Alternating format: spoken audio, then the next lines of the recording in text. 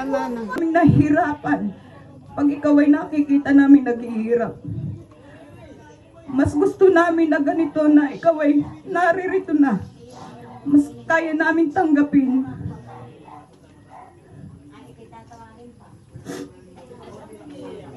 Ay, tama na po. Sige pa. Thank you, ma'am. Isa pa rin po sa anak ni tatay, si Ma'am Jasmine po. Jasmine. Andito po ba si Ma'am Jasmine o Jasmine?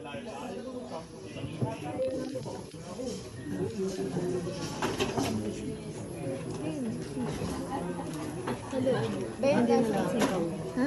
Aba, hindi ako natatawa.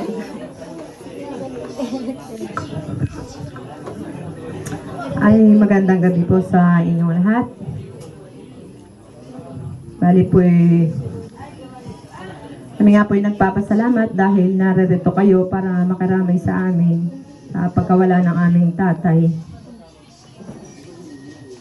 Kami po kanina ay nakapagsalita na din nung prayer meeting ng couples. Bali, nasabi ko na din yung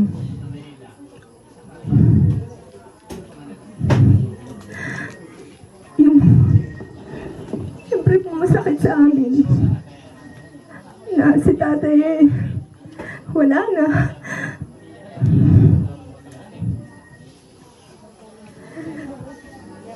Naggalito siya. Kaya lang po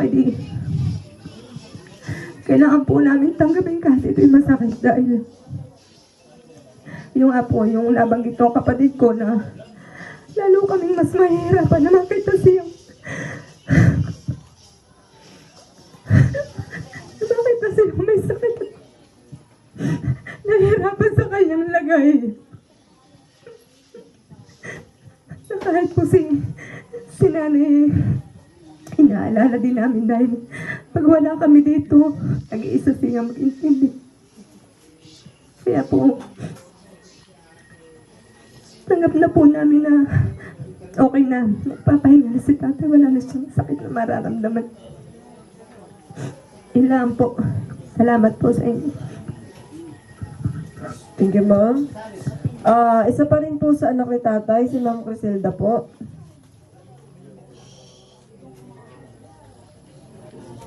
Ito na tissue.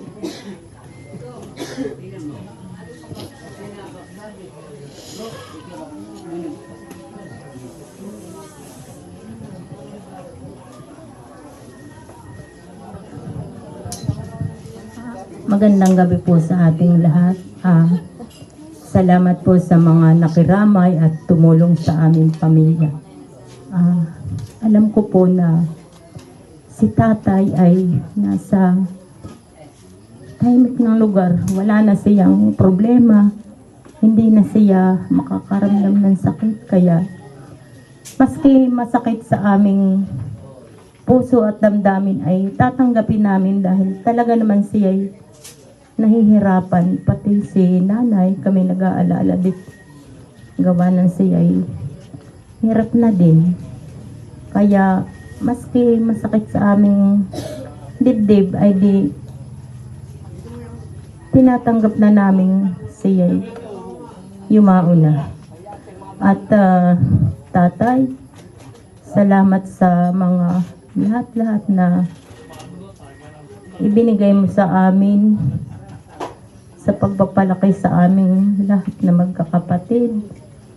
Ikaw ay talagang napakasipag na tao. Mahal na mahal ka namin, tatay. Bayamot si nanay, hindi namin pababayaan. Siguro yun po lang at pagandang gabi. Thank you, ma'am. Sunod naman po ay yung asawa po ni tatay, si Nanay Aida.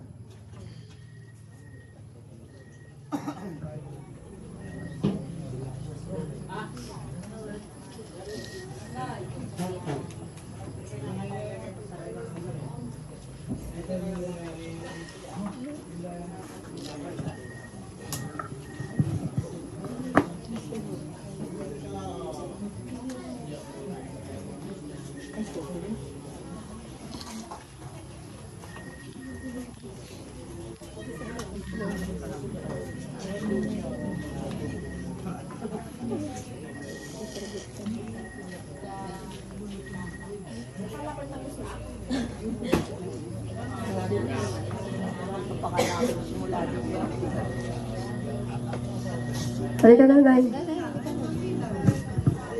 Ito, tissue.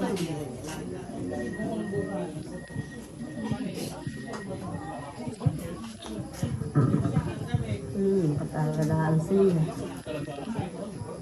Ano akong sasabihin dito? Una po sa lahat ay ako'y bumabati sa inyo na isang magandang gabi. At ako po ay, uunahan ko na po kahit po siya hindi pa naihatid natin sa kanyang huling hantungan, ay sasamantalahin ko na po ang oras na ito na ako po ay nagpapasalamat sa inyo na sa lahat ng mga nakirami sa kanya sa loob ng paanim na araw na ngayon. At sa pagkapot siya ay nakikita naman natin na siya ay, sabi ko siguro ay siya ay masaya dahil nakita niya na narito ang CFC, narito ang mga madre ng kabilugan. Halos si Father ay naparito rin bago nang punta sa Aurora Bagayon. At siya ay binasbasan din.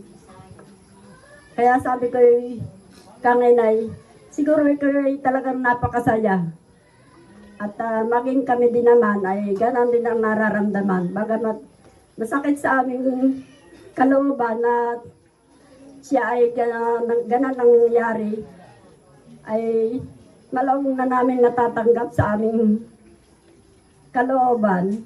Kesa nakikita namin na siya ay nadyan na nahihirapan. Hindi siya makakain ng normal na pagkain. Tumbas gatas laang at binlender na lugaw. Kaya yun lang ang aking sasakit ng kalooban. Kaya sabi ko ay talagang marunong ang Panginoon.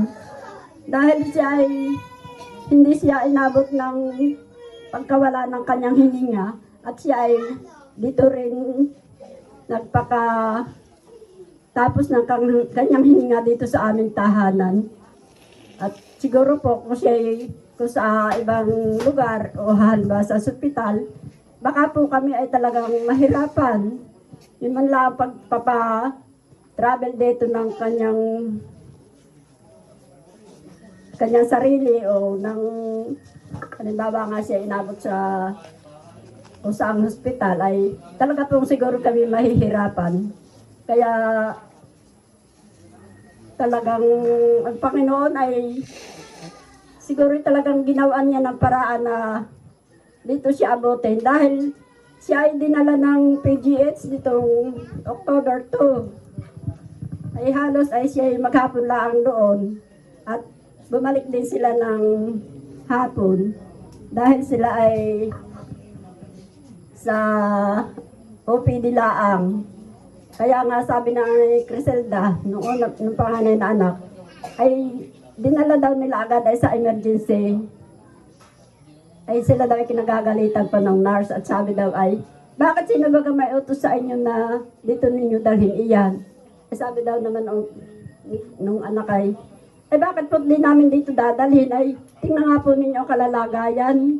Ano po baga pakitingin pa ninyo sa ganito? Hindi pa po baga ito emergency? Nakagalitan pa daw sila. Kaya sabi ko talagang napakahirap ang kagaya namin na walang kakilalang sa loob ng hospital. Talagang siguro pakitingin sa kanya ay talagang napakahirap ng tao. Kaya yun lang ang aking parang kinasasama ng kalooban. Mahirap talaga ang taong mahirap. Parang hindi ka papansinin. Pero pagka ikaw ay marunong sa mga ganayan at alam ang para-paraan, kagaya ng istorya ni Kuya Dong nung napareto, kung siya may kakilala doon, siya nagtanong-tanong, ay bakit ante mo na doon sa itinuro doon sa gadaw ka magpunta at asikasuhin ka. Kaya talagang iba ang may kaalaman kaysa wala. Kaya masasabi ko po lang sa kanya ay siya po naman bilang isang ama ng aking mga anak, ay wala po naman akong nakitang mga anak na kanyang nasaktan. At yan po ay taong hindi asa sa kanyang mga anak. Siya po ay hanggat kaya niya ay siya ang gumagawa. Kahit nga po nito siya ay mayroon ng karamdaman, ay siya pa rin yung nagbe-blender ng kanyang pagkain, hindi niya asa sa akin. At hindi ko narinig na siya ay dumaing sa akin na bikaing, halika, ako'y hilutimot na sakit yung ganoon ko, yung ganito ko. Wala po akong narinig sa kanya. Kaya sabi ko talagang matyaga niya at siya napakamatiisin. At siya nga ay bilang ng simbahan, parang siyang nangunguna dito sa Maigang na siyang tawagin ni Father. Siya yung pinami-meeting.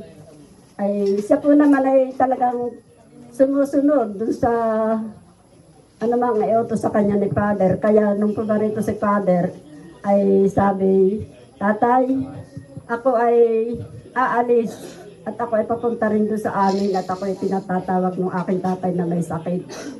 Ay inalam sa akin kung kailan daw po ang living. Ay sabi ko nga po ay ngayon Jess.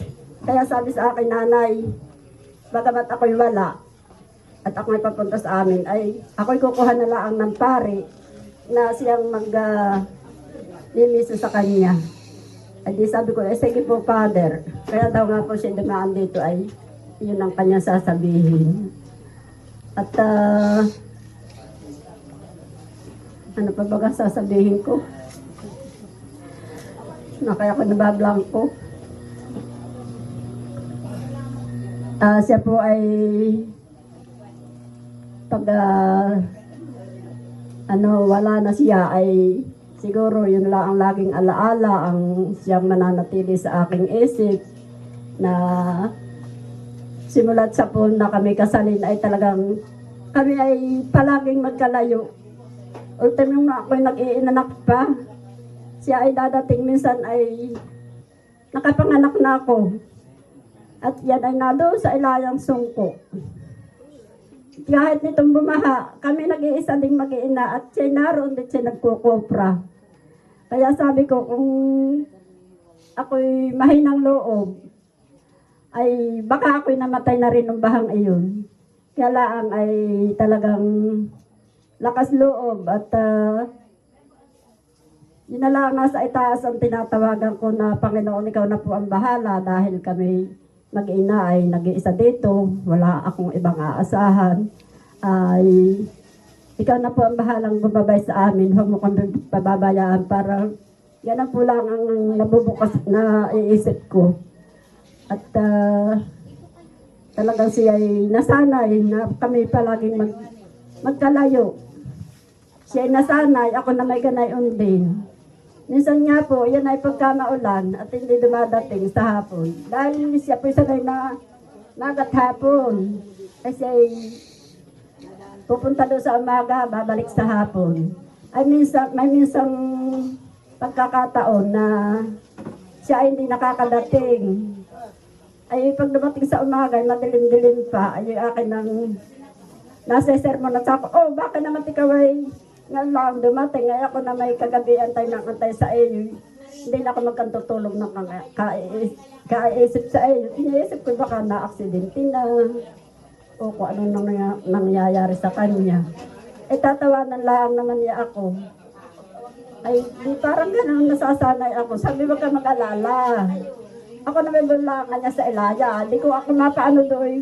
May makakapagbalita naman sa iyo. Basta ako hindi naman ganay. Bilang ka tayo mag-asawa, ikay inaantay ko dito tuwing hapon. At mahirap kaya mag-antay. Hindi ka makakain, hindi ka makatulog. Ay, awa ko, bakit nga siya ay gana. Siguro, siya ay nalilibang na sa kanyang pagtatrabaho. O minsan naman sa pagod na din niya. Kaya siguro siya ay minsan ay ganun ang nangyayari na lang sa kanya. Kaya masasabi ko na lang po sa kanya ay bagamat siya ay binaw ng kanyang hiram na buhay, ay sana po naman ay ang kami na kanyang pamilya ay huwag niyang pababayaan. At kami palagi lang niyang sasamahan sa amin, sa akin. Lalo't higit sa akin na ako ay mag-iisa dito sa aming tahanan dahil yung wala na akong kasamang anak dito, yung bunso ko nag-aaral. Ang aking 4 na anak ay may pamilya na. Ang kasama ko lang dito yung isa kong apo na nag-aaral din sa Batangan. Kaya sabi ng mga anak ko, nanay, ikaw ba niya magpauli-uli na lang sa amin? Sabot ko na may, aba, ay ako hindi magpapauli-uli. Ano ako bangaw-bangaw diyan. Sabi ko, magtitis na lang dito sa atin. Kung ako baga hindi ninyong puntahan, ay di bahala kayo. Kung ako kaya ninyong tiisin. Pero sabi ko, hindi ko iwanan tong ating bahay kahit ito'y ganito. At sabi ko, bahala na. Sabi ko, pampalakas ko na lamang loob ay siguro hindi ibibigay sa akin ng Panginoon ko ito hindi ko kayang tanggapin o hindi ko kayang madala. Kaya siguro po ay yun po lamang ang aking na-share sa inyo. At muli po ay magandang gabi sa ating lahat. Yun po lamang.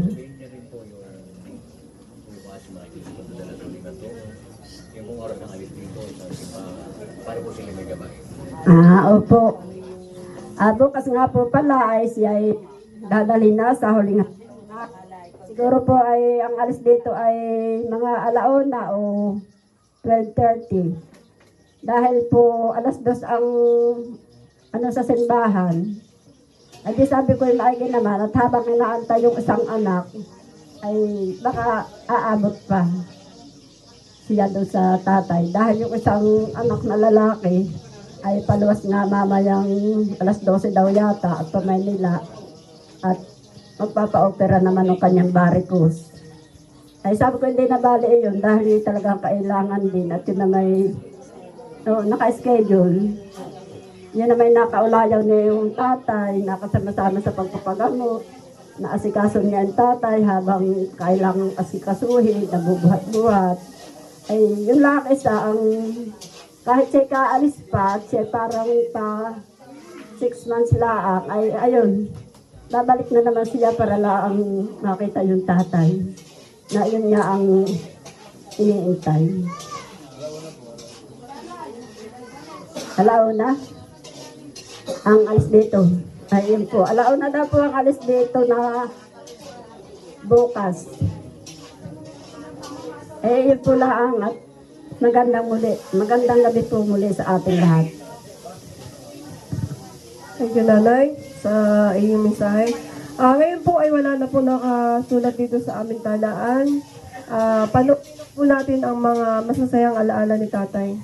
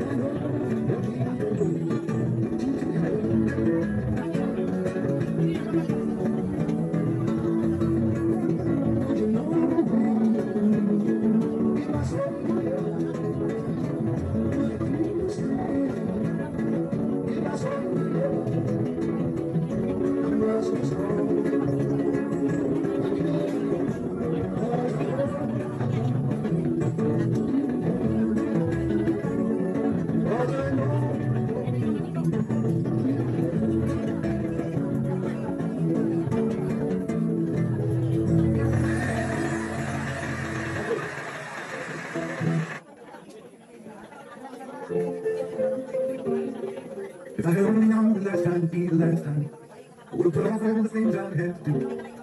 I would have stayed a little longer, and I'm a little tired. And when I get one more day with you, cause there's one thing in my heart where something's missing, and you tell me that it's gonna heal the time. But I know you're in a place where all the wounds have been erased, and the window for you is healing mine. The only stars in heaven, it won't belong to me and you. There'll be no such thing as broken. And all the old will be made new, and with all that makes me smile now, even as the tears fall down, that the only stars in heaven are on the hands of hope you now. Never really was anything that easy, picked up a share of scars along the way, but now he's standing in the sun, and fought your fight and racing blood, the pain was all a million miles away. The only stars in heaven won't belong to me and you. There'll be no such thing as broken. And all the old will be made new. The song that makes me smile now, even as the tears fall down, that the only stars in heaven, yeah, are in the hands of hope, you know.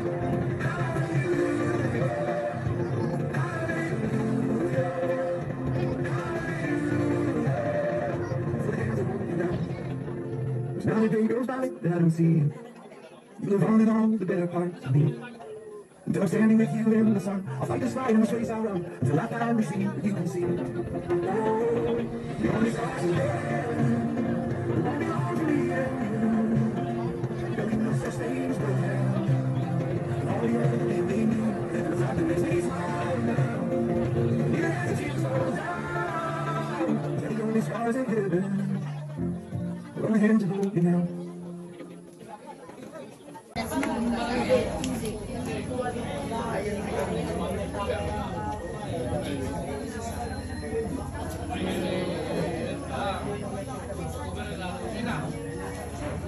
Hello. Isang gabi po sa ating lahat. Sa gabi pong ito, bilang huling gabi po ng ating pakikidalamhati sa pamilya po ng ating minamahal na Imao, ay magsasaka po tayo ng luksang parangal o tribute, mas kinala po nakararami.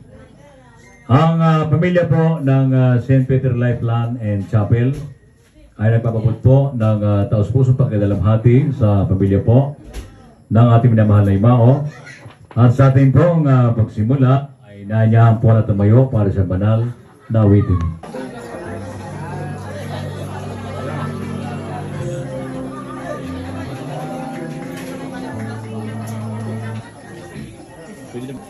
Daan-lanin ito, nakikiupo dito.